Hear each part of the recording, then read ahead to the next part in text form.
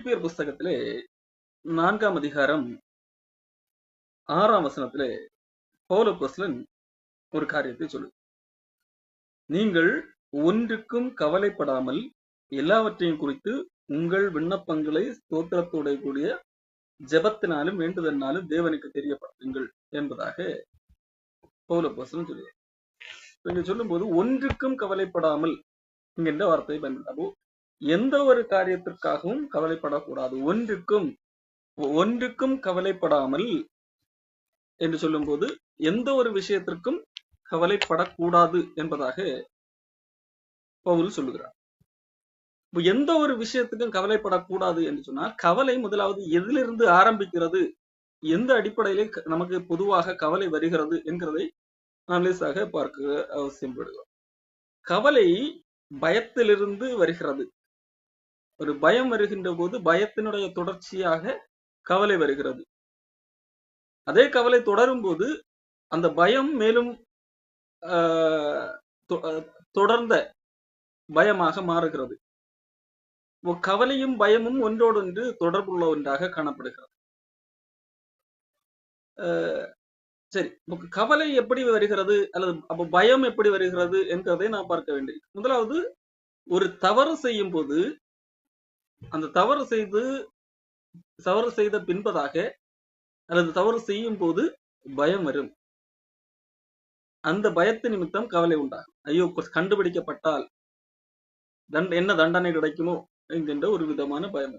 அல்லது இப்ப இந்த தவறு நடந்து விட்டது, இதனுடைய பின் விளைவுகள் எப்படி இருக்குமோ, இதை நான் எப்படி சந்திக்க போகிறேனோ என்கின்ற விதமான ஒரு பயம் அல்லது கவலை வருகிறது. இது வேதாகமத்திலே ஆரம்பத்திலே நாம் பார்க்க முடியும். ஆதியாகமம் 3ஆம் அதிகாரத்திலே இந்த சம்பவத்தை நாம் பார்க்க முடியும். ஆண்டவர் ஆதாமிடத்திலே ஒரு காரியத்தை செய்யக்கூடாது என்று சொல்லுகிறார். அதை அவன் மீறுகிறான். மீறின உடனடியாக அவனுக்குள்ளாக வந்தது என்ன? பய உணர்வு. அதை அவனுக்கு மேற்கொள்ள தெரியாமல் அவன் ஒளிந்து கொள்ளுகிறான். பயந்து ஒளிந்து கொண்டேன் என்பதாக அங்கே அவன் சொல்லுகிறான். பயம் வருகிறது. தவறு செய்யும் போது அல்லது பாவம் செய்யும் போது பயம் வருகிறது, கவலை வரக்கூடிய ஒன்றாக இருக்கு. இரண்டாவது, நாளைய தினத்தை குறித்த ஒரு கவலை. நாளைக்கு எப்படி இருக்கும் என்கின்ற விதத்திலே வருகின்ற கவலை. இதை குறித்து இயேசு கிறிஸ்து மத்தேயு 6ஆம் அதிகாரத்திலே சொல்லியிருப்பார். எந்த விதத்திலும் கவலைப்படக்கூடாது என்று சொல்லி அந்த இடத்துல பேசும்போது நாளை எப்படி ஃபியூச்சரை குறித்த, எதிர்காலத்தை குறித்த ஒரு கவலை அங்கே காணப்படுகிறதை நாம் பார்க்க முடியும். மத்தேயு 6ஆம் அதிகாரத்திலே 34வது வசனம், நாளைக்காக கவலைப்படாதிருங்கள். அதாவது ஃபியூச்சருக்காக கவலைப்படாதீர்கள். ஃபியூச்சர்ல எப்படி, இன்றைக்கு இப்படி இருக்கிறோம், நாளைக்கு எப்படி இருப்போம் என்கின்ற விதமான ஒரு கவலை.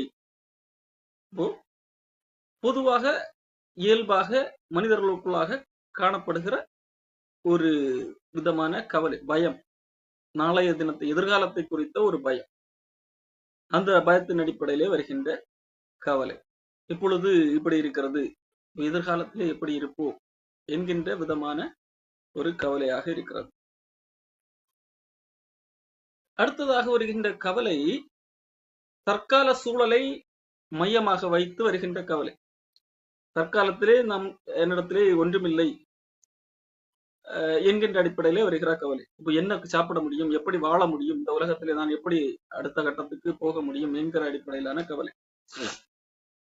இயேசு கிறிஸ்துவுக்கு தான் சொல்லுங்க, எண்ணத்தை உண்போம், எண்ணத்தை குடிப்போம், எண்ணத்தை உடுப்போம் என்று கவலைப்படாதீர்கள் என்பதாக சொல்லுங்க. இதுவும் பொதுவாக மனிதர்களுக்குள்ளாக வருகின்ற ஒரு கவலைக்கான காரணமாக இருக்கிறது. பாவம் ஒரு மனிதனுக்கு கவலையை உண்டாக்கக்கூடிய ஒன்றாக இருக்கிறது. இரண்டாவது, எதிர்காலத்தை குறித்த பயம் கவலை உண்டாக்கக்கூட இருக்கிறது. தற்காலத்திலே உள்ள தேவைகள் சந்திக்கப்படுமா என்கின்ற அச்சத்து நிமித்தம் வருகின்ற ஒரு கவலை காணப்படுகிறது. தனிமைப்படுத்தப்பட்டதாக எண்ணும் போது கவலை வருவது இயல்பாக இருக்கிறது.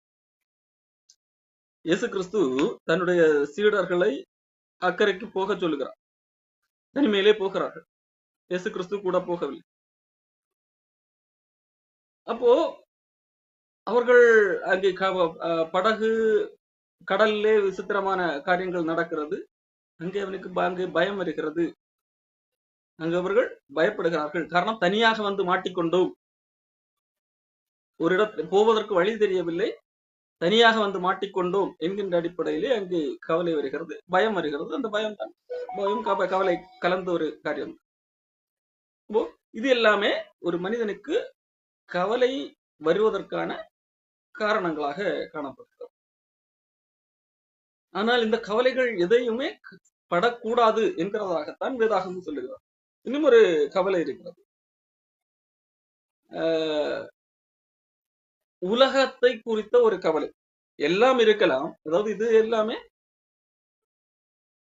பாவம் தவறு செய்ததின் விளைவாக வருகின்ற கவலை. அந்த தவறுக்கு என்ன விளைவு ஏற்படுமோ அல்லது என்ன தண்டனை கிடைக்குமோ என்கிறதை குறித்த கவலை, நாளைக்கு எப்படி இருக்குமோ என்கிறதை குறித்த அச்சத்து நிமித்தம் ஏற்படக்கூடிய கவலை, தேவைகள் சந்திக்கப்படுமா தேவை இல்லை என்கின்ற அடிப்படையிலே வருகிற கவலை, அல்லது தனிமையிலே மாட்டிக்கொண்டிருக்கிறோம், நான் தனியாக காணப்படுகிறேன், எனக்கு யாரும் துணை இல்லை அப்போ என்கின்ற எண்ணத்தின் அடிப்படையிலே வருகின்ற ஒரு கவலை. இப்படியாக கவலை காணப்படுகிறது. மத்தேயு 13ஆம் அதிகாரம் 22ஆம் வசனத்திலே மார்க்கு புஸ்தகத்திலே சொல்லப்பட்டது. இயேசு கிறிஸ்து கூறின உவமையிலே சொல்லக்கூடிய ஒரு கவலை. அங்கே முள்ளுள்ள இடங்களில் விதைக்கப்பட்டவன் வசனத்தை கேட்கிறவனாக இருந்து உலக கவலையும் ஐஸ்வர்யத்தின் மயக்கமும் வசனத்தை நெருக்கி போடுகிறதுனால் அவனும் பலனற்று போகிறான் என்று சொல்லப்பட்டிருக்கிறது. இங்கே மார்க்கு 4ஆம் அதிகாரத்திலும் சொல்லப்பட்டிருக்கு. இங்கே சொல்லப்படுகிறது உலக கவலை. இந்த உலக கவலை என்கிறதும் இருக்கிறது. இது எப்படி காணப்படுகிறது? அவனுக்கு ஏற்கனவே அவனுக்கு தேவைகள் எல்லாம் பூர்த்தியாக இருக்கும். தேவைகள் பூர்த்தியானால் கூட அவன் உலகத்தை குறித்து கவலைப்பட்டுக் கொண்டே இருப்பான். அவன் எப்படி கவலைப்படுவான்? சற்று சிந்தித்து பாருங்கள். அவன் ஒரு கோடி ரூபாய் வைத்திருந்தாலும் பக்கத்திலே ஒரு நபர் அல்லது அவன் போட்டியாக நினைக்கக்கூடிய இன்னொரு நபர் அவனுக்கு மேலாக வளர்ந்தவனாக காணப்படுகிறான் என்று சொன்னால் இவனுடைய கவலை எப்படியாக இருக்கும்? நான் அந்த இடத்துக்கு போக வேண்டும், நான் நம்பர் 1 ஆக வேண்டும் என்கிற அடிப்படையிலே கவலை. பக்கத்திலே இவருக்கு ஏற்கனவே ஒரு நல்ல வீடு இருக்கிறது, ஒரு நல்ல கார் இருக்கிறது. பக்கத்திலே ஒருவர் அதை காட்டிலும் கொஞ்சம் வசதி உள்ள ஒரு வீட்டை கட்டி இருக்கிறார், கொஞ்சம் விலை உயர்ந்த ஒரு காரை வாங்கி இருக்கிறார். இப்பொழுது இவனுக்கு கவலை வருகிறது. நான் அதை காட்டிலும் எப்படி ஒரு பெரிய வீடை வாங்க வேண்டும், நான் இன்னும் எப்படி ஒரு அதை காட்டிலும் ஒரு பிராண்டட் கார் வாங்க முடியும் என்கிறது குறித்து ஒரு கவலை. இயேசு கிறிஸ்து ஒரு முட்டாளை பற்றி ஒரு கதை சொன்னார். ஐஸ்வர்யவான் ஒருவனுக்கு நிலம் விளைச்சல் மிகுந்து விளைந்தது, களஞ்சியத்திலே சேர்க்கிறார். சேர்த்து விட்டு இன்னும் அதிகமாக விளைகிறது, இன்னும் அதிக வரத்து இருக்கிறது. அப்பொழுது அதிக வரத்திருந்தாலும் அவனுக்கு ஒரு கவலை. என்னது? இதை நான் எப்படி பாதுகாப்பேன், எப்படி சேர்த்து வைப்பேன், என்ன ஒன்று செய்வேன், நான் என்னுடைய களஞ்சியங்களை எல்லாம் இடித்து பெரிதாக்கி எல்லாத்தையும் சேர்த்து வைப்பேன். சேர்த்து வைத்து விட்டு அப்போ அவனுக்கு அங்கேயும் ஒரு கவலை ஏற்கனவே இருக்கிறது, தேவைக்கு மிஞ்சியே இருக்கிறது. அதுக்கும் மிஞ்சி வந்த போது அதை எப்படி பாதுகாத்து இன்னும் பல தலைமுறைக்கு எப்படி வைத்திருக்கலாம் என்கிறது குறித்த ஒரு கவலை. இது உலக கவலை என்பதாக ஆண்டவர் இயேசு கிறிஸ்து சொல்லுகிறார். இப்படி கவலைகள் பலவிதமாக இருக்கிறது. இப்படி கவலைகள் பலவிதமாக இருந்தாலும் ஆண்டவர் சொல்லுகிற காரியம் கவலைப்படக்கூடாது. இதுல எந்த விதமான காரியங்கள் நிமித்தமாகவும் கவலைப்படக்கூடாது என்கிறது தான் வேதாகமம் சொல்லுகின்ற ஒரு காரியமாக இருக்கிறது. இயேசு கிறிஸ்து மத்தேயு 6ஆம் அதிகாரம் 34 என்ன சொல்லுகிறார்? எதிர்காலத்தை குறித்து கவலைப்படக்கூடாது. எதிர்காலத்திலே என்ன நடக்கும் என்று சொல்லி நீ யோசித்து கவலைப்படக்கூடாது. எதிர்காலத்துக்காக கவலைப்பட வேண்டியது யாது?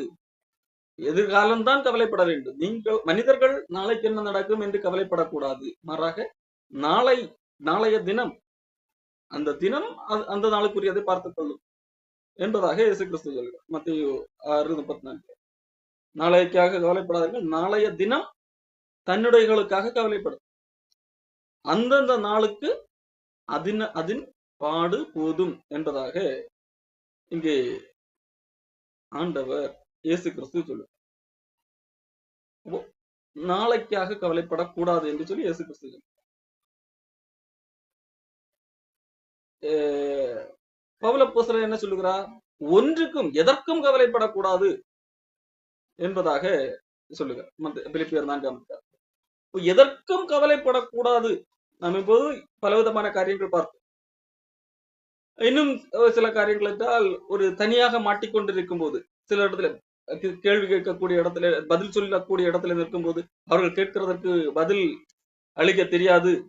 அப்படிப்பட்ட இடத்திலும் கவலை வரும். அதற்கும் கவலைப்படக்கூடாது என்று சொல்லி வேதாகம் சொல்கிறார்.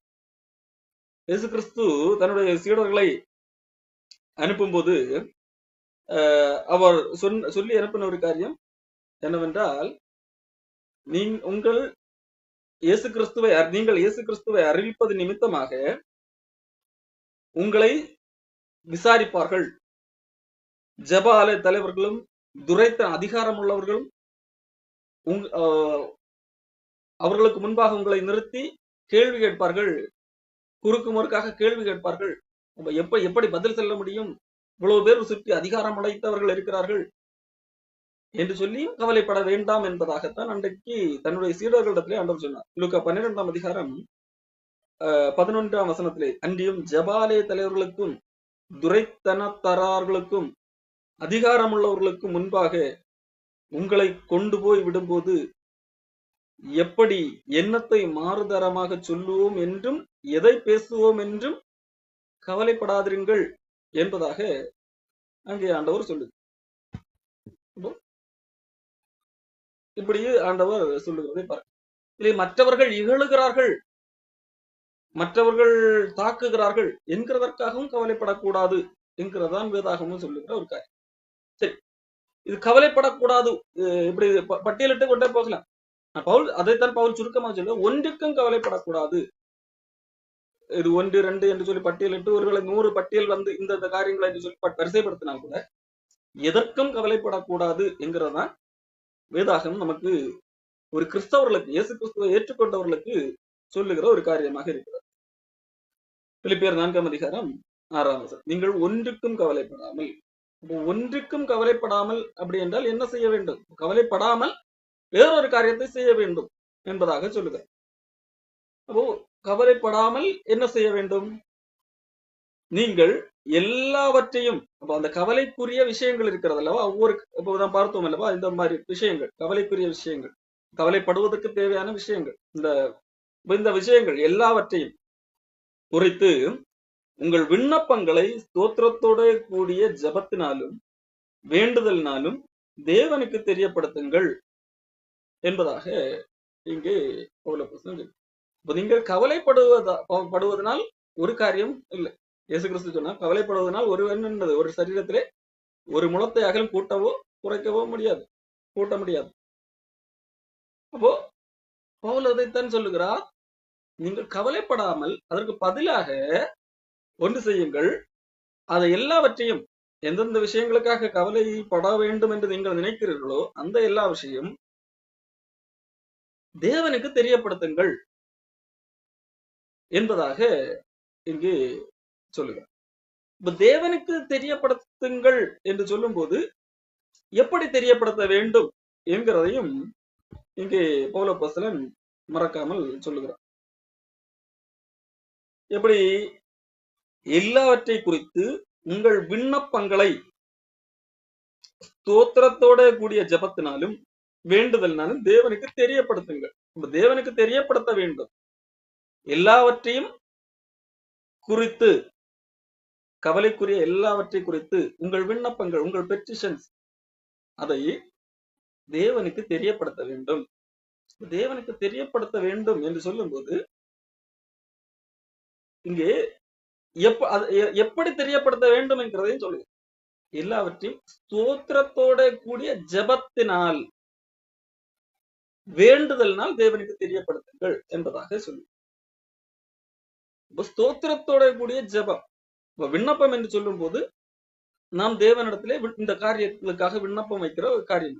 நம்முடைய பெட்டிஷன்ஸ், நமக்கு இவ்வளவு பெட்டிஷன் இருக்கிறது என்கிறதா அந்த விண்ணப்பம். அந்த விண்ணப்பங்களை தேவனுக்கு எப்படி தெரியப்படுத்துவது? ஸ்தோத்திரத்தோட கூடிய ஜபத்தினால் தெரியப்படுத்த வேண்டும். அது என்ன ஸ்தோத்திரத்தோட கூடிய ஜபம்?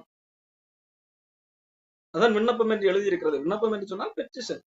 இங்க ஸ்தோத்திரத்தோட கூடிய ஜபம் என்று சொல்லப்பட்டிருக்கிறது அல்லவா? ஸ்தோத்திரத்தோட ஜபம் என்று சொல்வது வெறுமனே ஆண்டவரிடத்துல வைக்கின்ற அந்த பெட்டிஷன் கிடையாது. ஜபம் என்பது தேவனிடத்திலே நாம் இயல்பாக பேசக்கூடிய ஒரு பேச்சு முறை. தேவனுக்கும் நமக்கும் இடையேயான உறவு, அதுதான் ஜபம்.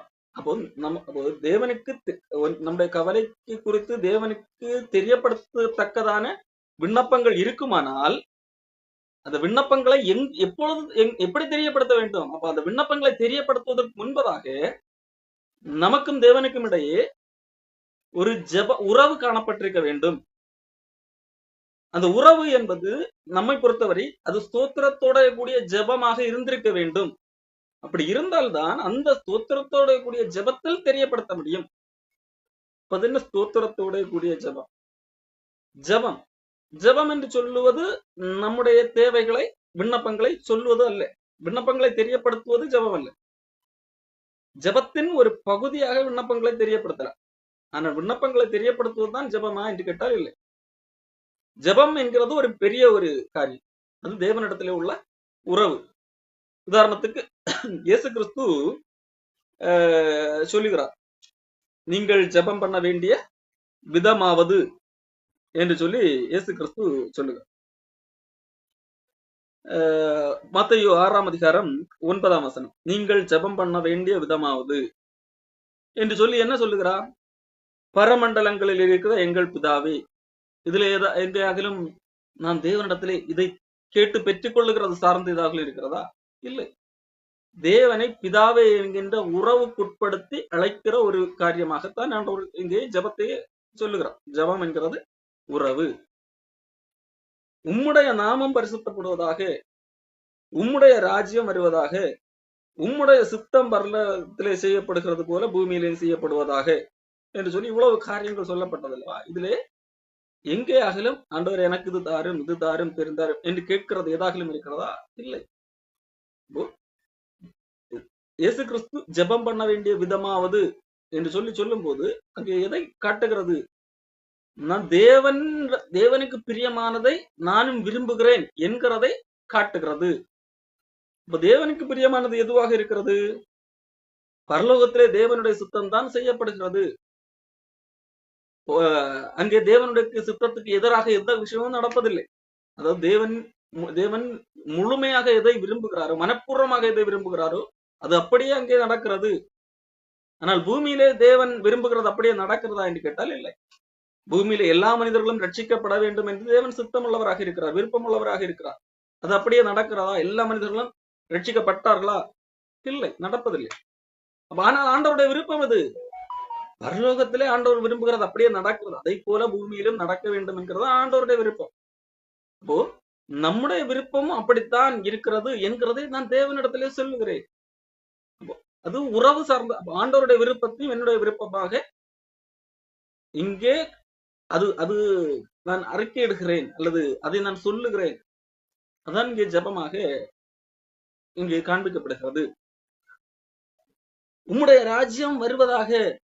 அப்போ இங்கே பூமியிலே இயேசு கிறிஸ்துவின் ராஜ்யம், தேவனுடைய ராஜ்யம் அல்லது பரலோக ராஜ்யம் எங்கும் வியாபரிக்கப்பட வேண்டும். இயேசு கிறிஸ்து சொன்னால் தேவனுடைய ராஜ்யம் உங்களுக்குள்ள இருக்கிறது என்று சொல்லி.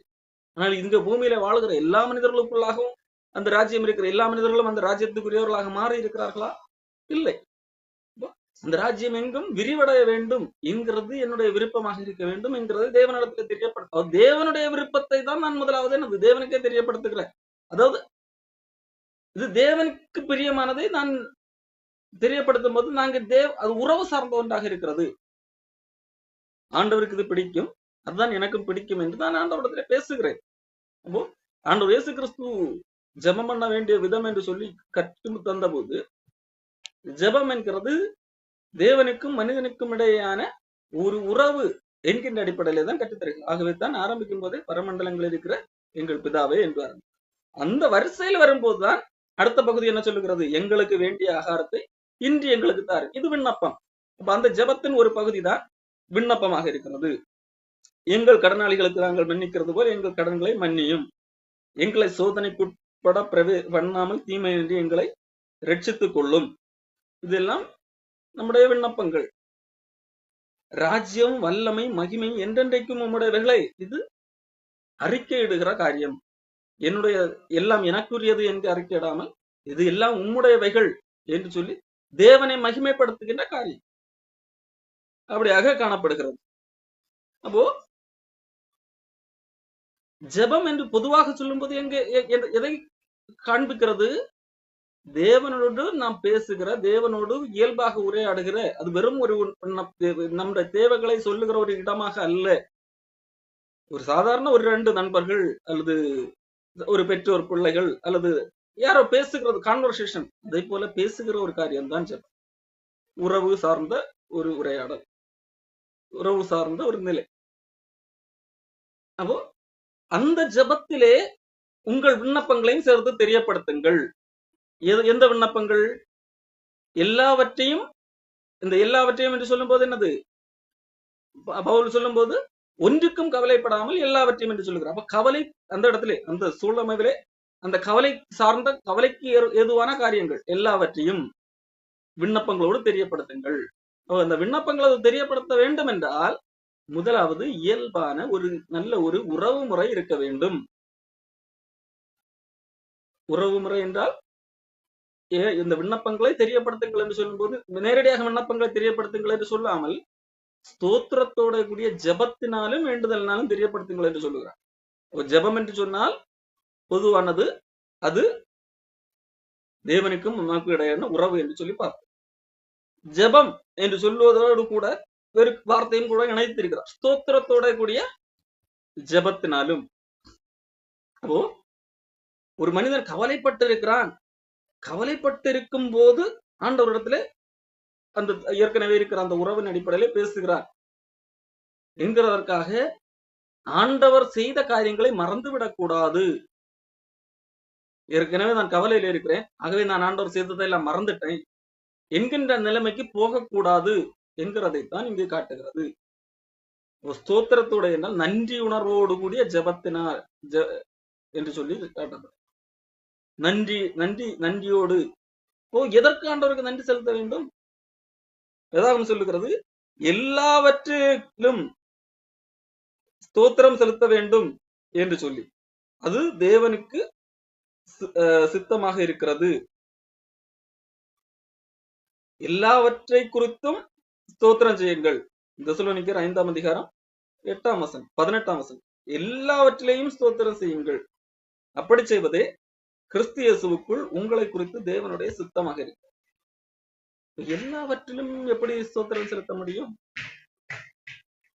எல்லா விஷயத்திலும் ஸ்தோத்திரம் செலுத்த வேண்டும். அது கிறிஸ்து இயேசுவுக்குள் தேவனுடைய சித்தமாக இருக்கிறது என்பதாக இங்கே பவுல் அப்போஸ்தலன் சொல்லுகிறார் தெசலோனிக்கேயர் மக்களுக்கு.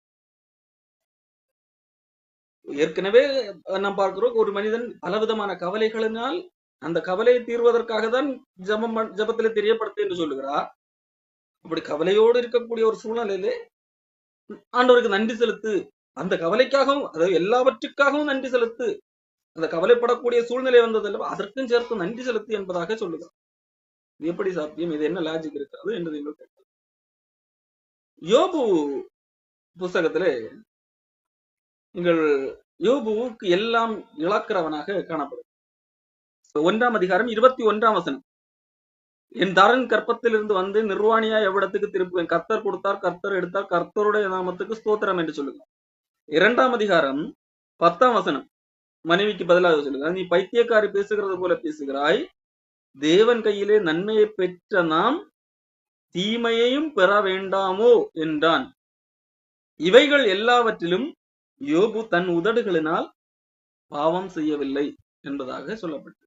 அப்போ யோபு ஒரு பெரும் துன்பத்தினூடாக போகிறான், எல்லாவற்றையும் இழந்தான். அப்போ இந்த அளவிற்கு கவலை இருந்திருக்கு. எல்லாவற்றையும் இழந்தான் என்று சொன்னால் 10 பிள்ளைகள் இழந்தான், ஏகப்பட்ட ஆடு மிருக ஜீவன்கள் இருந்தது, எல்லாவற்றையும் இழந்தான். தன்னுடைய சரீரத்துக்கே பிரச்சனை, சரீரம் பருக்களால் நிரப்பப்பட்டிருக்கிறது. யோபுடைய மனைவியே சொல்லுகிறார், நீ உயிரோடு இருக்கிறது வேஸ்ட், உன் கடவுள் என்ன காப்பாத்தல, இவ்வளவு உத்தமமாக உண்மையாக இருந்து என்ன பிரயோஜனம் என்கிறது போல மனைவி பேசுகிறார். அப்போ இது எல்லாம் அப்போ இங்க யோபு தனிமைப்படுத்தப்படுகிறார். யோபு எல்லாவற்றையும் இழந்தான், மனைவியா ஒதுக்கப்படக்கூடிய ஒரு சூழல் வருகிறது. எந்த அளவிற்கு துக்கம் இருக்கும் என்கிறதை நாம் பார்க்க வேண்டியிருக்கிறது. யோபு 19ஆம் அதிகாரம் 17ஆம் வசனம். யோபு சொல்லுகிறார், என் சுவாசம் என் மனைவிக்கு வேறுபட்டிருக்கிறது என்பதாக சொல்லுகிறார். அப்போ எந்த அளவுக்கு அப்போ துன்பப்படுகிற வேளையிலே அவன் மிக மிக ஒரு தனிமைப்படுத்தப்பட்ட ஒரு சூழல். அந்த வேளையிலே அவன் சொல்லுகிறான், கர்த்தர் கொடுத்தார், ஓகே, அதுக்கு கர்த்தர் கொடுத்தார் ஸ்தோத்திரம், கர்த்தர் எடுத்தார், அப்போ ஸ்தோத்திரம் இல்லை, சாபம், இது என்ன கடவுள் இது என்று அல்ல, கர்த்தர் எடுத்தார், அதற்கும் ஸ்தோத்திரம். கர்த்தர் நன்மையை கொடுத்தார், கர்த்தருடைய கையிலிருந்து நன்மை பெற்றேன், அவர் கையிலிருந்து தீமையை பெறக்கூடாதா என்கிறது போல யோபு பேசுகிறார்.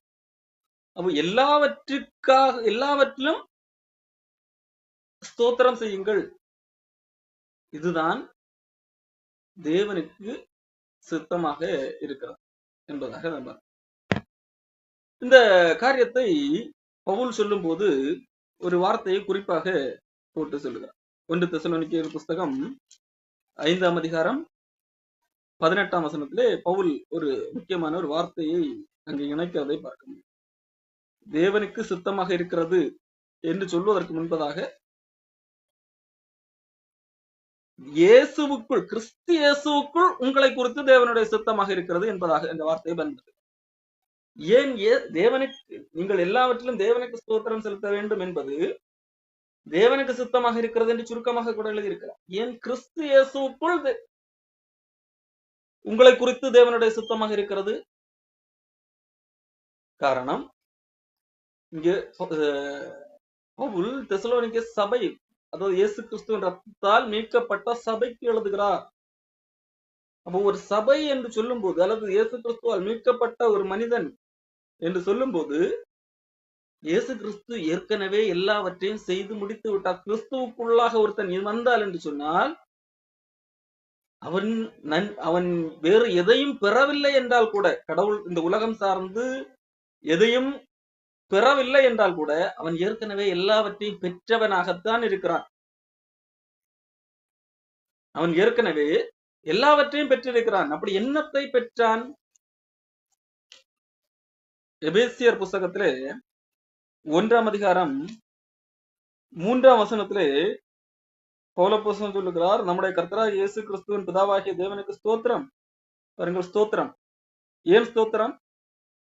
அவர் கிறிஸ்துவுக்குள் உன்னதங்களில் ஆவிக்குரிய சகல ஆசீர்வாதத்தினாலும் நம்மை ஆசீர்வதித்திருக்கிறார்.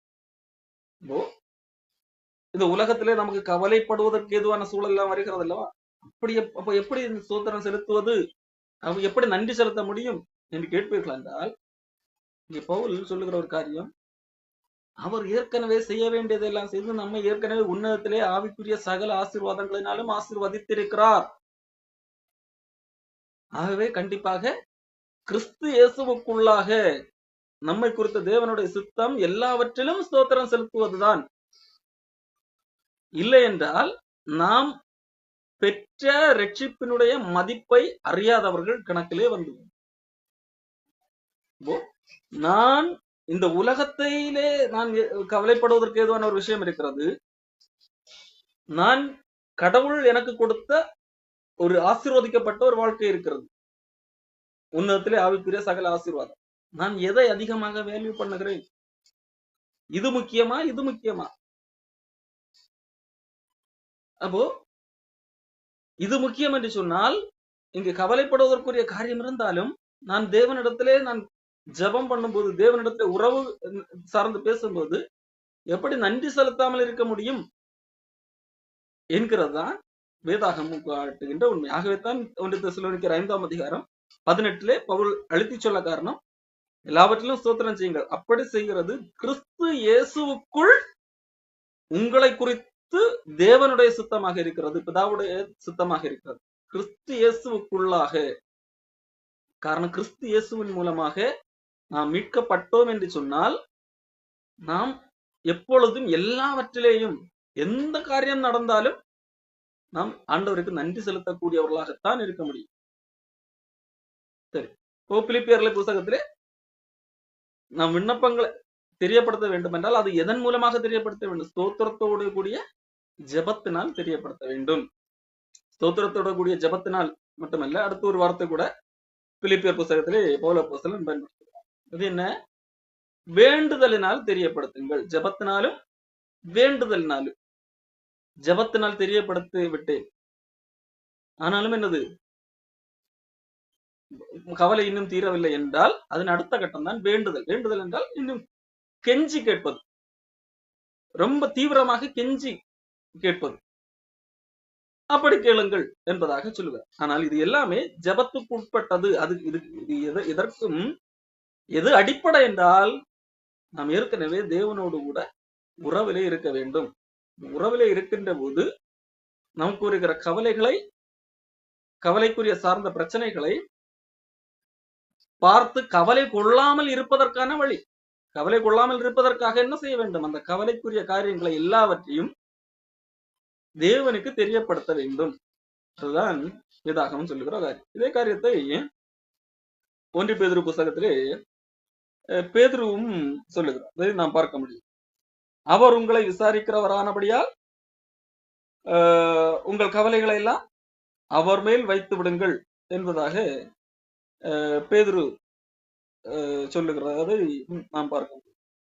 1 பேதுரு 5ஆம் அதிகாரம் 7ஆம் வசனம். அப்படி ஏன் அவரிடத்துல வைக்க வேண்டும்? அவர் விசாரிக்கிறார், அவர் நம்மை விசாரிக்கிறார். ஆகவே நீங்கள் கவலை கொள்ளாதீர்கள். கவலை வந்தால், கவலைப்படக்கூடிய ஒரு சூழல் வந்தால் அந்த கவலை அதை தேவனுக்கு தெரியப்படுத்துங்கள். இப்ப தேவனுக்கு எல்லாம் தெரியாதா? தெரியும். அப்படி தெரியும் என்கின்ற நம்பிக்கையிலே கவலை கொள்ளாமல் இருந்தால் நல்லது. ஆனால் மீண்டும் கவலை வருகிறது என்றால் தெரியப்படுத்துங்கள், ஷேர் பண்ணுங்கள். அப்பொழுது கவலை வராது. எப்படி சொல்லுகிறேன்? பவுல் அப்போஸ்தலன் அதைத்தான் சொல்லுகிறேன். பிலிப்பியர் 4ஆம் அதிகாரத்திலே நீங்கள் தேவனுக்கு தெரியப்படுத்துங்கள் என்று சொல்லிவிட்டார் அல்லவா? இப்படி சொல்லிவிட்ட பின்பதாக உடனடியாக உங்களுடைய கவலைகள் எல்லாம் தீர்ந்துவிடும் என்று சொல்லவில்லை. சாரி, கவலைக்குரிய பிரச்சனைகள் எல்லாம் தீர்ந்து விடும் என்று சொல்லவில்லை. கவலைகள் தீரும் என்று சொல்லுகிறார், கவலைக்குரிய பிரச்சனைகள் தீரும் என்று சொல்லவில்லை. நமக்கு சொல்லப்பட்டது எது? தெரியப்படுத்துவது மட்டும்தான். ஆனால் ஒரு காரியத்தை பவுல் உத்தரவாதம் தரவில்லை. நீங்கள் அப்படி தெரியப்படுத்தினால் நீங்கள் விரும்பின காரியம் வந்து தீரும் என்பதாக சொல்லவில்லை. உதாரணத்திற்கு ஒரு பண தேவை இருக்கிறது, அர்ஜென்டாக கொடுக்க வேண்டிய ஒரு சிச்சுவேஷன், கவலை. தேவனுக்கு தெரியப்படுத்தினால் எல்லாம் அற்புதகரமாக, எனக்கு எவ்வளவு கொடுக்க வேண்டும் அதற்கு பல மடங்காக திரும்பி கிடைக்கும் என்று வேதம் சொல்லுது. ஆனால் வேதாகமம் சொல்லுகிற ஒரு காரியம் என்ன? தெரியப்படுத்தினால் என்ன நடக்குமாம்? அப்பொழுது எல்லா புத்திக்கும் மேலான தேவ சமாதானம் உங்கள் இருதயங்களையும் உங்கள் சிந்தனைகளையும் கிறிஸ்து இயேசுவுக்குள்ளாக காத்துக்கொள்ளும். ஆண்டவருக்கு தெரியப்படுத்தும் போது நீங்கள் கவலைப்படாமல், கவலைப்படுவதற்குரிய காரியங்கள் வரும்போது அந்த அதை தேவனுக்கு தெரியப்படுத்தும் போது ஆண்டவர் என்ன செய்கிறார்? அந்த பிரச்சனைகளை எல்லாம் சால்வ் பண்ணி எல்லாத்தையும் முடித்து வைக்கிறார் என்கிறது சொல்லவில்லை. சால்வ் பண்ணலாம், சால்வ் பண்ணாமல் போகலாம், அது ஆண்டவருடைய செயல். ஆனால் ஆண்டவர் உத்தரவாதம் பண்ணுகிற ஒரு காரியம் என்ன? சமாதானம். கவலைக்கு நேர்மாறாக ஒரு சமாதானமான தேவ எல்லா புத்திக்கும் மேலான சமாதானம், அதாவது அறிவுக்கு எட்ட முடியாத. இப்ப கொஞ்சம் முன்னாடி வரைக்கும் கவலையோடு இருந்த, எப்படி கவலைப்படக்கூடிய சூழ்நிலையில இருந்து மேஜிக்கலா எப்படி அந்த சிச்சுவேஷன் எப்படி மாறுச்சுது, வியப்பாக இருக்கிறது என்று சிந்திக்கத்தக்கதாக ஒரு சமாதானம் உங்கள் இருதயங்களையும் உங்கள் சிந்தனைகளையும் கிறிஸ்து இயேசுவுக்குள்ளாக காத்துக்கொள்ளும் என்பதாக. அப்போ ஆண்டவர் பவுல் அப்போஸ்தலன் மூலமாக வாக்கு கொடுத்த காரியம் அது. எல்லா புத்திக்கும் மேலான தேவ சமாதானம் உங்கள் இருதயங்களை உங்கள் சிந்தனைகளை கிறிஸ்து இயேசுக்குள்ளாக காத்துக்கொள்ளும். நீங்கள் வழிமாறி ஒருவேளை தவறான காரியங்களுக்காக கவலைப்படக்கூடிய சூழ்நிலை இருந்தாலும் அதை தேவனுக்கு தெரியப்படுத்தும் போது ஆண்டவர் என்ன செய்கிறார்? நீங்கள் கிறிஸ்துவுக்குள்ளாக சரியாக இருந்தார், அவர் அதை கிறிஸ்துவுக்குள்ளாக காத்துக்கொள்ளக்கூடியவராக இருக்கிறார். இல்லை, இது தவறு, நீ இந்த விஷயத்துக்காக கவலைப்படுகிறாய், இது தவறு, இந்த விஷயத்துக்காக கவலைப்பட வேண்டிய அவசியம் இல்லை, நீ கவலைப்படுவதே தவறு என்று சொல்வார். உலக காரியங்களுக்காக ஒருவேளை கவலைப்படக்கூடிய ஒரு சூழ்நிலை. அப்போ எதுவாக இருந்தாலும் கிறிஸ்து இயேசுவுக்குள்ளாக உங்கள் சிந்தைகளை காத்துக்கொள்ளும், உங்கள் இருதயங்களையும் உங்கள் சிந்தனைகளையும் காத்துக்கொள்ளக்கூடிய ஒன்றாக இருக்கு. அப்போ இங்க செய்ய வேண்டியது இது, கவலைப்படக்கூடாது. அதை மீறி கவலைப்படக்கூடிய ஒரு பிரச்சனை சூழ்நிலைகள் வருகிறது என்றால் அதை தேவனுக்கு தெரியப்படுத்த வேண்டும். இப்ப தேவனுக்கு தெரியப்படுத்த வேண்டும் என்றால் ஏற்கனவே நாம் தேவனோடு கூட எல்லா ஆண்டவருக்கு நன்றி மறவாத அளவிலான உறவு முறையிலே இருக்க வேண்டும். அதான் ஸ்தோத்திரத்தோட கூடிய ஜெபம். இல்ல கொஞ்சம் ரொம்ப தீவிரமான கவலைப்படக்கூடிய விஷயமா இருந்தால் வேண்டுதல், அது கெஞ்சி கேட்கக்கூடிய ஒரு காரியம். எதுவா இருந்தாலும் தேவன் மட்டும் இருக்க வேண்டும். அப்போ எல்லா புத்திக்கு மேலான தேவ சமாதானம் உங்கள் இருதயங்களை காத்துக்கொள்ளும் என்பதாக சொல்லுங்க. இது வேதாகமத்திலே சிலருக்கு நடந்திருக்கிறது. சாமுவேல் புஸ்தகத்திலே சாமுவேலுடைய தாய் அன்னாள், அவள் நிந்திக்கப்படக்கூடிய ஒரு சூழ்நிலை இருக்கிறது. அப்போ அவள் என்ன செய்கிறாள்? அவளுடைய புருஷன் அவனை தேற்றுகிறாள். ஆனால் அது அவளுக்கு ஆறுதலை கொடுக்கவில்லை. அவள் எங்கே போகிறாள்? ஆலயத்துக்கு போகிறாள். ஆலயத்துக்கு போய் தேவனுக்கு தெரியப்படுத்துது. இங்க நான் படிக்க கேட்டது போல அவள் தேவனுக்கு தெரியப்படுத்துகிறாள் சொல்ல. தேவனுக்கு தெரியப்படுத்துகின்ற அந்த சூழ்நிலையில கூட அவள் மிகுந்த மன துக்கத்திலே இருக்கிறதை நான் பார்க்க முடியும். அவளுடைய வார்த்தைகள் கூட சரியாக கேட்காமல் அந்த அளவுக்கு புலம்புகிறது போல வெளியில் இருந்து தூரத்தில் இருந்து பார்க்கும்போது ஏலியுடைய கண்களுக்கு தெரிந்ததாக காணப்படுகிறது. அப்போ அதன் பிறகு ஜெபம் பண்ணி முடிந்த பிறகு என்ன ஆகிறது? 1 சாமுவேலின் புஸ்தகம் 1ஆம் அதிகாரம் 15ஆம் வசனம். அவள் என்ன சொல்லுகிறாள்? நான் மனே கிளேசமுள்ள ஸ்திரீ, நான் திராட்சரசமாகவும் மதுவாகவும் குடிக்கவில்லை. காரணம் அந்த ஏலி அப்படி நினைத்திருந்தார். நான் கர்த்தருடைய சந்நிதியில் என் இருதயத்தை ஊற்றிவிட்டேன். என்னுடைய கவலை, இதை சுருக்கமாக சொன்ன, என்னுடைய கவலைகளுக்கு ஏதுவான காரியங்களை எல்லாம் கர்த்தரிடத்திலே கொட்டி விட்டேன். அவ்வளவுதான். அதன் பிறகு என்ன நடந்ததுன்னு பாருங்கள். 18ஆம் வசனம். அப்பொழுது அவள் உம்முடைய பின்பு அந்த ஸ்திரீ புறப்பட்டு போய் போஜனம் செய்தாள். அப்புறம் அவள் துக்கமுகமாக இருக்கவில்லை. இதைத்தான் நாம் பிலிப்பியர் புத்தகத்திலே படித்தோம். தேவனுக்கு தெரியப்படுத்துங்கள், அப்பொழுது எல்லா புத்திக்கும் மேலான தேவ சமாதானம் உங்கள் இருதயங்களையும் சிந்தைகளையும் கிறிஸ்து இயேசுவுக்குள்ளாக காத்துக்கொள்ளும் என்று சொல்லி படித்தோம் அல்லவா? அதே காரியம் தான் இங்க இவளுடைய வாழ்க்கையில நடக்கும். இவள் தேவனிடத்துல தெரியப்படுத்தினாள். தெரியப்படுத்தின என்பது அவள் போய் சாப்பிட்டாள். அதன் பிறகு அவள் துக்கமாக இருக்கவில்லை. அவள் கேட்ட ரிசல்ட் கிடைத்ததுனால இல்ல. இந்த இடத்துல அவள் கேட்ட ரிசல்ட் எல்லாம் கிடைக்கவில்லை. ரிசல்ட் கிடைத்தது பின்னாடி கிடைத்தது. ஆனால் ரிசல்ட் கிடைக்கிறதுக்கு முன்பதாகவே அவள் துக்கமாக இருக்கவில்லை. இங்க ரிசல்ட் கிடைத்ததா இல்லை என்கிறது எல்லாம் முக்கியம். அவள் அப்புறம் துக்கமாக இருக்கவில்லை என்கிறதை நாம் பார்க்க முடியும். அடுத்ததாக ஆண்டவரிடத்திலே கேட்கும் போது நாம் செய்த தவறுகள் அல்லது பிரச்சனைகள், அதனூடாக பல்வேறு விதமான பிரச்சனைகள், குழப்பங்கள் ஏற்பட்டு விட்டது, தீர்க்க முடியாத சிக்கல்கள் வந்து விட்டது. என்ன செய்வது? கவலை தேவனிடத்துக்கு தெரியப்படுத்த வேண்டும். ஆதாமை போல ஒளிந்து போய்விடக்கூடாது. தேவனை விட்டு நான் தவறு செய்து விட்டு நான் ஒளிந்திருக்கிறேன், என்று சொன்னால் பிரச்சனை தீராது. மறுபடியும் ஆண்டவரிடத்திலே தான் போக வேண்டும். அப்போ நாம் செய்த தவறு நிமித்தம், நான் செய்த பிழை நிமித்தம், நம்முடைய புத்தி கட்டத்தனத்தின் நிமித்தம் பிரச்சனைகள் வந்திருந்தாலும் அதையும் தேவனிடத்திலே போய் பேச வேண்டும். எல்லாவற்றை குறித்தும் தேவனுக்கு தெரியப்படுத்துங்கள். இப்போ அதிலிருந்து மீண்டு வருவதற்கான வழிகளை ஆண்டவர் காண்பிப்பார். அது எப்படி சரி செய்ய வேண்டும் என்கிறதை ஆண்டவர் சரி செய்வார். அது நாம் நினைக்கிறது போலத்தான் நாம் ஆண்டவருக்கு சொல்லும் போது நம்முடைய பிரச்சனைகள், அதாவது கவலைப்படுவதற்கான காரியங்களை சொல்லிட்டு வந்துவிட வேண்டும். அதை எப்படி தீர்ப்பார், நான் இப்படித்தான் தீர்க்க வேண்டும் என்று சொல்லி அங்கே ஆலோசனை பண்ணி சொல்லுகிறவர்களாக இருந்து விடக்கூடாது. ஆலோசனை சொல்லுகிறவர்களாக இருக்கும்போது இங்கே பிரச்சனை வரத்தான் செய்யும். பேதுருவிடத்திலே ஆண்டவர் ஏற்கனவே சொல்லி இருந்தார், வார்னிங் கொடுத்திருந்தார். ஆனாலும் அவன் தைரியம், நான் ஆண்டவரை உறுதியாக நிற்பேன் என்பதாக எல்லாம் சொன்னான். அதன் பிறகு என்ன செய்தான்? மறுதளித்தான். மறுதளித்த உடனடியாக ஐயோ நான் மறுதளிட்டேன் என்று சொல்லிவிட்டு, தப்பு பண்ணி விட்டேன் என்று சொல்லிவிட்டு எங்கு போகவில்லை. யூதாசை போல ஆண்டு கொண்டு சாகவில்லை. மாறாக அவன் அழுதான். அங்கு தேவனுடைய அந்த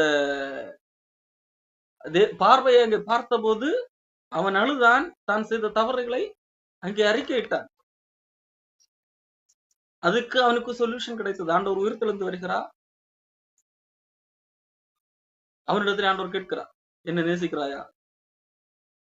என்னுடைய ஆட்டுக்குட்டிகளை மேய்ப்பாக, என்னுடைய ஆடுகளை மேய்ப்பாயாக. அப்போ அவனுடைய அந்த குற்ற உணர்ச்சியை அங்கே ஆண்டவர் மாற்றுகிறவராக இருக்கிறார். ஆண்டவர் இயேசு கிறிஸ்து சிந்தின ரத்தம் நம்முடைய மனசாட்சியை பூரணமாக சுத்தப்படுத்தக்கூடிய ஒன்றாக இருக்கிறது என்று சொல்லி நாம் எபிரேயர் புத்தகத்திலே நாம் வாசிக்க முடியும். எபிரேயர் 9ஆம் அதிகாரம் 9ஆம் வசனத்திலே பாருங்கள். அந்த பழைய ஏற்பாட்டிலே காணப்பட்ட அந்த பலிமுறைகள், அந்த பலி ஆராதனை செய்கிறவர்களுடைய மனசாட்சியை பூரணப்படுத்தாதவைகள். அதே வேளையிலே 14ஆம் வசனம் எபிரேயர் 9:14, நித்திய ஆவியினாலே தம்மைத்தாமே பழுதற்ற பலியாக தேவனுக்கு ஒப்பு கொடுத்த கிறிஸ்துவனுடைய ரத்தம் ஜீவனுள்ள தேவனுக்கு ஊழியம் செய்வதற்கு உங்கள் மனசாட்சியை செத்த கிரியைகள் அற சுத்திகரிப்பது எவ்வளவு நிச்சயம். எவ்வளவு பெரிய தவறுகள் செய்திருந்தாலும் ஆண்டவரிடத்திலே வரும்போது என்ன செய்கிறார்? அவர் வழி உண்டாகிறார். அந்த நம்மை சுத்திகரிக்கிறார். நம்முடைய மனசாட்சியை சுத்திகரிக்கிறார். ஆகவேத்தான் ஆண்டவர் சொல்லுகிறார், எபிரேயர் 2ஆம் அதிகாரத்திலே நாம் பார்க்க முடியும், 4ஆம் அதிகாரத்திலே பார்க்க முடியும். 2ஆம் அதிகாரத்திலே 18ஆம் வசனம், அவர் தாமே சோதிக்கப்பட்டு பாடுபட்டதினாலே அவர் சோதிக்கப்படுகிறவர்களுக்கு உதவி செய்ய வல்லவராக இருக்கிறார். எபிரேயர் 4ஆம் அதிகாரம் 15ஆம் வசனம் 16ஆம் வசனத்திலே, நம்முடைய பலவீனங்களை குறித்து பரிதபிக்க கூடாத பிரதான ஆசிரியர் நமக்கு இராமல் எல்லா விதத்திலும் நம்மை போல சோதிக்கப்பட்டும் பாவம் இல்லாத பிரதான ஆசிரியர் நமக்கு இருக்கிறார். ஆகையால் நாம் இரக்கத்தை பெறவும் ஏற்ற சமயத்தில் சகாயம் செய்யும் கிருபையை அடையவும் தைரியமாக கிருபாசன தண்டையில் சேர கடவும். நாம் நம்முடைய குழப்பங்கள், நம்மால் உருவாக்கப்பட்ட பிரச்சனைகள், அது நிமித்தம் என்ன நடக்கும் என்று சொல்லி ஒரு பயம் இருக்கிறது அல்லவா? அது நிமித்தம் வரக்கூடிய தண்டனை, பின்விளைவுகள், அதை குறித்தும் என்னது கவலைப்பட வேண்டியதில்லை. தேவனிடத்திலே சேருங்கள். அவர் உதவி செய்ய வல்லவராக இருக்கிறார். ஒருவேளை உலக அளவிலே ஒரு தண்டனை, ஏதோ ஒரு விளைவு இருக்கிறது என்றால் அதை தாங்கக்கூடிய பலனை தருவார். அல்லது அதிலிருந்து தப்புவிக்க, அந்த பிரச்சனைகளிலிருந்து விடுவிக்க வழிவகை செய்வார். எதுவா இருந்தாலும் தேவனிடத்திலே சென்றால் தேவ சமாதானத்தை தர வல்லவராக இருக்கிறார்.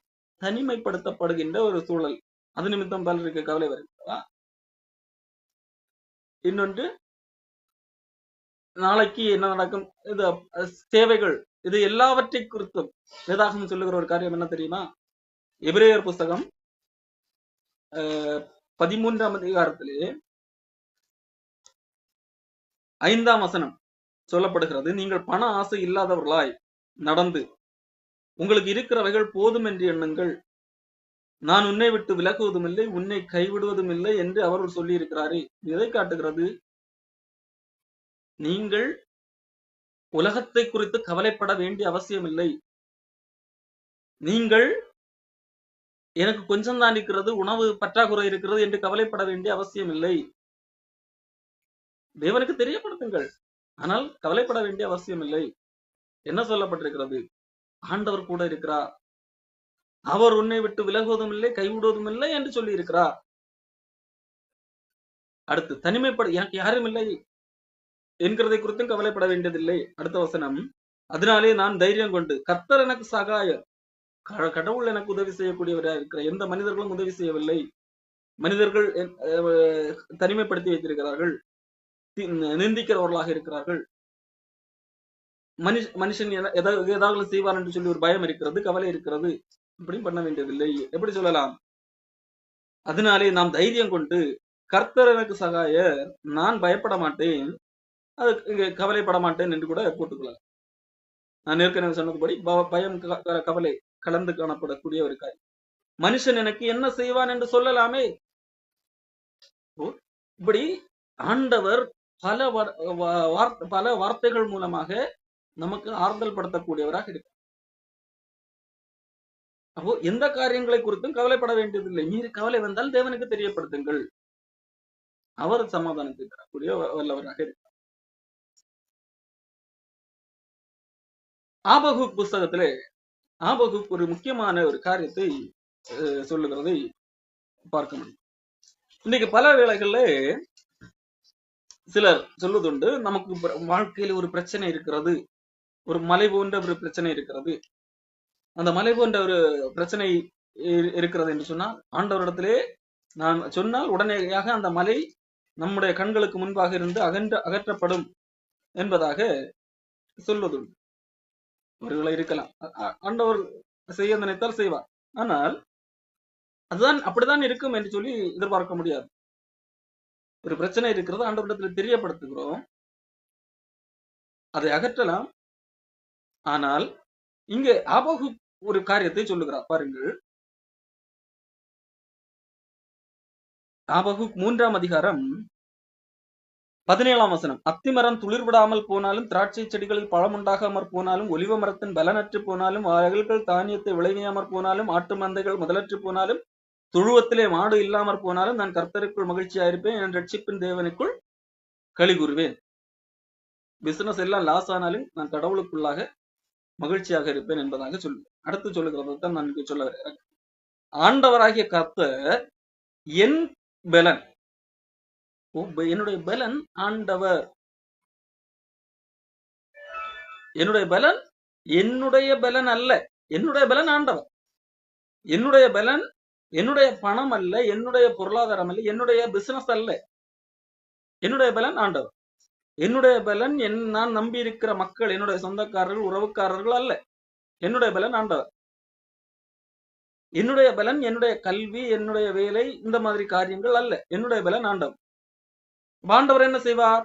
இப்போ எனக்கு இவ்வளவு பிரச்சனைகள் இருக்கிறது, பிசினஸ் லாஸ் எல்லாம் இருக்கிறது, அத்திமரம் துளிர் விடவில்லை, திராட்சை செடியிலே பழவில்லை, ஒலிவ மரத்தில் எல்லாவித பலவித பிசினஸ் சொல்லி எல்லாம் லாஸ் ஆனாலும் நான் கர்த்தருக்குள்ளாக மகிழ்ச்சியா இருப்பேன். காரணம் கர்த்தர் தான் என்னுடைய பலன், இந்த பிசினஸ் இவைகள் அல்ல. சரி, இப்ப ஆண்டவர் என்ன செய்கிறார்? இந்த காரியங்களை ஆண்டவருக்கு தெரியப்படுத்தினால் ஆண்டவர் என்ன செய்கிறார்? ஆண்டவர் அவரின் பலன், அவர் என் கால்களை மான் கால்களை போலாக்கி உயரமான தலங்களில் என்னை நடக்க பண்ணுவார். பாருங்கள், எனக்கு இங்கிருந்து அந்த பக்கம் போனோம், ஒரு பெரிய மலை இருக்கிறது. இது ஒரு மலைங்கிறது ஒரு பெரிய பிரச்சனை. அந்த பக்கம் இருக்கிற அந்த பகுதிக்கு போக முடியாத அளவுக்கு ஒரு பெரிய பிரச்சனை, என்னுடைய பயணத்தை தொடர முடியாதபடிக்கு பெரிய பிரச்சனை. இன்னைக்கு பல மனிதர்கள் எதிர்பார்க்கிறது என்ன? நான் ஆண்டவரிடத்துல சொன்ன உடனடியாக ஆண்டவர் மேஜிக்கலாக இந்த மலையை தூக்கி அந்த பக்கம் வைத்து விடுவார் என்பது இருக்கலாம், அது ஆண்டவருடைய திட்டம். ஆனால் இங்க யாபோகு சொல்லுகிற ஒரு காரியம் என்னென்றால், அவர் என்னுடைய கால்களை என்னுடைய கால்களை இந்த மலையில் உயரமான இடங்களில் நடக்கத்தக்கதாக என்னுடைய கால்களை மாற்றுகிறார். என்னுடைய கால் நேரான பாதையிலே அந்த மலை இல்லாவிட்டால் நடக்கக்கூடிய அளவுக்கு தான் இருக்கிறது. ஆனால் ஆண்டவர் என்ன செய்கிறார்? எனக்கு முன்னாடி இருக்கிற இந்த மலையின் மேல ஏறி நடந்து அங்க போகிற அளவுக்கு எனக்கு காலை சேஞ்ச் பண்ணுகிறார். எனக்கு முன்பாக இருக்கிற இந்த பிரச்சனைகளை மாற்றவில்லை, ஆனால் இந்த பிரச்சனைகளை தாண்டி செல்வதற்கு ஏதுவாக என்னை மாற்றுகிறார் என்கிறதான் இங்கே ஆவாகு சொல்லுகிற ஒரு காரியம். அவர் என் கால்களை மான் கால்களை போலாக்கி உயரமான தலங்களில் என்னை நடக்க பண்ணுகிறார். ஆண்டவர் அந்த மலையை எந்த விதத்திலும் சேஞ்ச் பண்ணவில்லை. எனக்காக என்னுடைய மலையெல்லாம் சமவெளியாக்கி தரவில்லை. மறாக ஆண்டவர் என்னை மாற்றுகிறார். ஆண்டவரிடத்துல நான் ஜெபம் பண்ணும் போது எந்த மனநிலையில ஜபிக்க கூடாது. எனக்கு இவ்வளவு பிரச்சனைகள் இருக்கிறது, நான் சொன்னால் இமீடியட்டாக மேஜிக்கலாக எல்லா பிரச்சனைகளும் தீரும், இந்த பிரச்சனைகளை தீர்ந்தால் நான் சந்தோஷமாக இருப்பேன், கவலையே இருக்காது என்கிறதாக எண்ணிவிடக் கூடாது. ஆண்டவர் அப்படி சொல்லவும் இல்லை, பவுலப்போஸ்தலன் அப்படி சொல்லவும் இல்லை. ஆண்டவரிடத்திலே சொல்லுகிற காரியம் எனக்கு கவலையாக இருக்கிறது, அந்த கவலை தீரவில்லை, ஆகவே ஆண்டவரிடத்திலே சொல்லுகிறேன் என்கிற அடிப்படையில தான் இருக்க வேண்டுமே தவிர கண்டிப்பாக சொல்லிவிட்டேன் பிரச்சனையே இருக்காது என்கிற இருக்கக்கூடாது. பிரச்சனையை மாற்றலாம் அல்லது பிரச்சனையை மேற்கொள்ளத்தக்கதாக என்னை மாற்றலாம். பவுலப்போஸ்தலனுக்கு இதே காரியம் தான் நடந்தது. சொல்லுகிறார் 2 கொரிந்தியர் 12ஆம் அதிகாரத்தில், எனக்கு ஒரு முள் கொடுக்கப்பட்டது, எனக்கு கொடுக்கப்பட்ட வெளிப்பாடுகளின் நிமித்தம் நான் என்னை உயர்த்தாதபடிக்கு. அது ஒரு நல்ல விஷயம் மக பவுல் இங்கே சொல்லுகிறார். அப்போ எனக்கு இருக்கிற ஒரு பிரச்சனை நான் பாவம் செய்யாமல் தடுக்குவதற்கு ஏதுவாக இருக்கிறது. எனக்கு ஏகப்பட்ட வெளிப்பாடுகள் இருக்கிறது, நான் இதை பார்த்து பெருமைப்பட்டு விடக்கூடாது. இன்னைக்கு சிலர் சொல்லுகிறார்கள் அல்லவா, சில கணிப்புகளை வெளியிட்டுகிறார்கள். கணிப்புகள் நடக்கிற போது நான் பெரிய தீர்க்கதரிசி பார்த்தீர்களா, நான் அன்றைக்கு சொன்னேன் என்று அவர்கள் ஒரு 10 கணிப்புகளை வெளியிட்டு ஏதாவது ஒன்றுதான் நடக்கும். அந்த ஒன்றை பார்த்து தங்களை பெருமைப்படுத்திக் கொள்ளுகிறார்கள் அல்லவா, பெருமை. அப்படியானால் பவுல் உண்மையிலே கடவுளிடத்திலிருந்து பல வெளிப்பாடுகளை பெற்று மக்களுக்கு அறிவித்தவர். இந்த வெளிப்பாடுகளை எல்லாம் பெற்றுக்கொண்டு நான் பெரிய ஆள் என்கின்ற எண்ணம் எனக்குள்ளாக வந்துவிடக் கூடாது, நானும் சாதாரண மனிதன் என்கின்ற எண்ணம் எனக்குள்ளாக காணப்பட வேண்டும் என்கிறதற்காக இந்த இப்படி நான் என்னை உயர்த்தாதபடிக்கு இந்த முள் எனக்கு கொடுக்கப்பட்டிருக்கிறது என்கிறதாக பவுல் இங்கே சொல்லுகிறார். சரி, அது நீங்கும்படியாக நான் 3 முறை ஜெபித்து பார்த்தேன். நான் அது நீங்க வேண்டும் என்பதற்காக எத்தனை முறை ஜெபித்தேன்? 3 முறை. அதுக்கு பிறகு நான் ஜெபிக்கல. ஆண்டவர் என்ன சொன்னார்? அது இருக்கட்டும் என்று சொன்னார். என் கிருபை உனக்கு போதும், பலவீனத்திலே என்னுடைய பலன் பூர்ணமாக விளங்கும். இந்த பிரச்சனை இருக்கட்டும், அதை தாங்குவதற்காக என்னுடைய பலனை உனக்கு அடிஷனலாக தருகிறேன், அதை தாங்குவாய். பிரச்சனை இருக்கும், அந்த பிரச்சனையை தாங்கக்கூடிய பலனை தருகிறேன் அங்கே சொல்லுவார். அப்போ இதுதான் வேதாகமும் சொல்லுகிற ஒரு காரியமாக இருக்கிறது. அப்போ ஒன்றுக்கும் கவலைப்படாமல், ஒன்றுக்கும் எந்த விஷயத்திற்கும், பல காரியங்கள் பார்த்தோம், நாம் பார்க்காத காரியங்களும் இருக்கலாம். ஆகவே எந்த விதமான காரியங்கள், ஒரு பட்டியலிட்டு 100 விஷயங்கள் கவலைக்கு எதுவான காரணங்கள் இருக்கும் என்று சொல்லி பட்டியலிட்டாலும் எதை குறித்தும் கவலைப்படாமல் எல்லாவற்றையும் என்ன செய்ய வேண்டும்? தேவனுக்கு தெரியப்படுத்த வேண்டும். கவலைப்படக்கூடிய சூழ்நிலை இருக்கும் என்றால் தேவனுக்கு தெரியப்படுத்த வேண்டும். கவலையே படக்கூடாது. ஒருவேளை அதை மீறி கவலை வருகிறது என்றால் தேவனுக்கு தெரியப்படுத்த வேண்டும். தேவனுக்கு தெரியப்படுத்த வேண்டும் என்பது அதற்கு முன்பதாக நாம் தேவனோடுள்ள உறவிலே இருக்கிறவர்களாக இருக்க வேண்டும். ஆகவே ஸ்தோத்திரத்தோடு கூடிய ஜெபத்தினால் தேவனுக்கு தெரியப்படுத்த, ஸ்தோத்திரத்தோடு கூடிய ஜெபம் இயல்பாக நம்முடைய வாழ்க்கையிலே காணப்பட்டிருக்க வேண்டும், காணப்பட்டு கொண்டிருக்க வேண்டும். அப்படிப்பட்ட அதாவது ஜெபம் என்றால் உறவு முறை, தேவனுக்கு நமக்குமான உறவு. அந்த உறவின் அடிப்படையில நாம் நம்முடைய பிரச்சனைகளை ஆண்டவருக்கு என்ன பிரச்சனையானாலும் சொல்லலாம். இதுதான் சொல்லணும், இது சொல்லக்கூடாது, அப்படி எல்லாம் இல்லை. நம்முடைய தேவைகள் எல்லாம் எது வேண்டுமானாலும் சொல்லலாம். அப்போ ஆனால் ரிசல்ட் நான் விரும்புகிறது தான் ரிசல்ட்டாக வர வேண்டும் என்று எதிர்பார்ப்பு இருக்கக்கூடாது. பிரச்சனையை சொல்லிவிட்டு மருந்தையும் நான் ஒரு டாக்டரிடத்துல போய்விட்டு, டாக்டர் எனக்கு இதுதான் பிரச்சனை, எனக்கு பிரச்சனை என்றால்